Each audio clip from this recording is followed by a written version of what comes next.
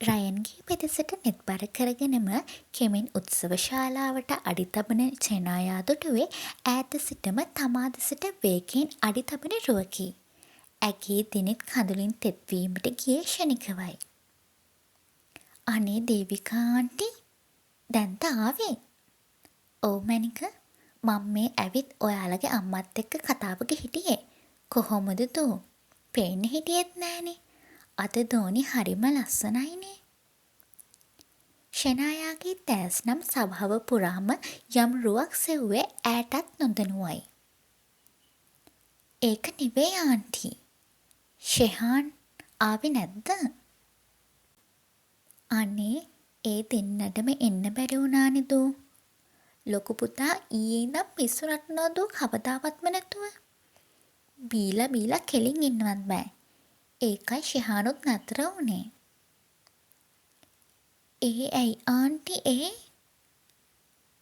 දන්නේ නැද්ද දෝ? දැන් කාලේ කොල්ලෝ නම් මං හිතන්නේ කෙල්ලෙක්ගේ ප්‍රශ්නයක් වෙන්න ඇති. ඒ නැත.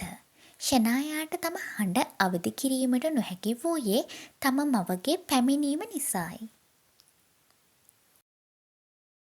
දූ කෝ යමු ඉක්මනට. නැකත් වලට වෙලාවත් කිට්ටුයි. රයන්ලගේ අම්මත් අන්න ඔයාව හොයනවා. දන්නවනේ නැන්දාගේ හැටි. කෝ ඉක්මනට යමු. ෂෙනායාගේ මව වෙනදාටත් වඩා උද්‍යෝගීමත්ව වැඩ කටයුතු වල යෙදෙන්නේ ඉමහත් ප්‍රීතියෙනි.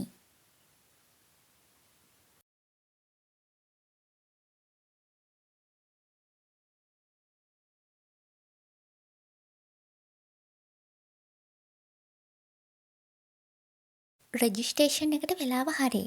රෙජිස්ට්‍රේෂන්වරයාගේ හඬින් උත්සව ශාලාවේ සියලු දෙනාගේම අවධානය ඒ දෙසට හැරිනි. හරි. එහෙනම් මනමාල මහත්මයා ඉස්සෙල්ලම මං කියන එක කියන්න. රයන්ගේ තවමත් පහව නොගොස් ඇති සමච්චල් බැල්ම එල්ලු වූයේ ෂෙනායා දෙසටයි. ඇගේ දෑස් වලින් කඳුළු පල්ලම් නොබැස සිටීමට ඈ නොබඳ උත්සාහයක නිරත වී සිටී. රයන් ආකාශ්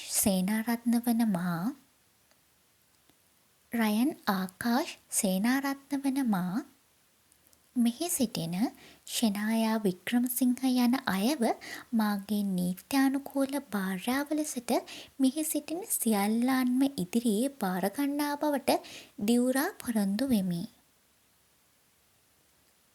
මෙහි සිටින ෂෙනායා වික්‍රමසිංහ යන අයව මාගේ නීත්‍යානුකූල භාර්යාව ලෙසට මෙහි සිටින සියලු දෙනාම ඉදිරියේ භාරගන්නා බවට දිවුරා පොරොන්දු වෙමි.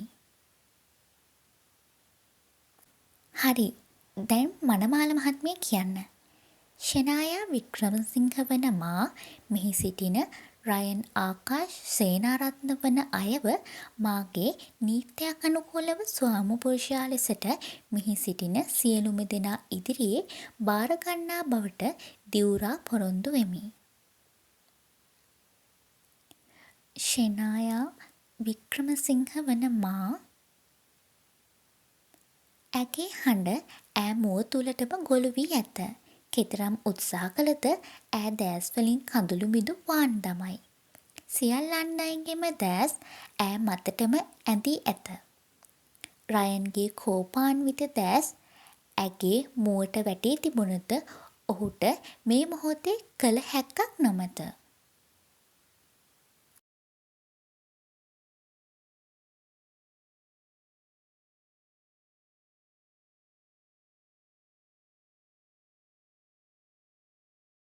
දූ කට්ටිය බලන් ඉන්නවා. ඕක ඉක්මනට කියන්න ෂෙනායා. ඇගේ සවන්පත් අසලින්ම ඇසුනේ මවගේ හඬයි. ඈ කෙමෙන් දෑස් ඔසවා ශාලාව පිරික්සුවද ඇගේ සහායට මිහි කිසිවෙකු නොමැත. නමුත් ඇගේ දෑස් ක්ෂණිකව නතර වූයේ තමා දෙසටම බර වී තිබූ දෑසක් මතයි. ඒ දෑස් කවදාවත් නොමැති ලෙස කඳුලින් බොඳ වී තිබේ. ඇගේ පියා ඈ දෙසම බලා සිටින්නේ කඳුලින් පිරුණු දෙනෙත් වලිනි. නමුත් එයට හේතුව කුමක්ද? පියෙකුට දුවෙකුගේ විවාහයේ තරම් දුකක් දැනෙන්න දිනයක් ඔහුගේ ජීවිත කාලය තුළම තවත් නොමැත. ඒ දැස් හරිම නොසන්සුන් බවට ෂෙනායාට වැටහිණි. කියපන් ෂෙනායා, මගෙන් මැරුන්නොකා. ඇගේ සවනෙත රැඳුනේ ඈහැට පමණක් ඇසෙනසේ ගෙගුරු රයන්ගේ සියුම් නමුත් කෝපාන්විත හඬයි. එසැනින් ඇගේ දෑස් නැවතත් රෙජිස්ට්‍රාර්වරයා වෙතට ගොඩ විය.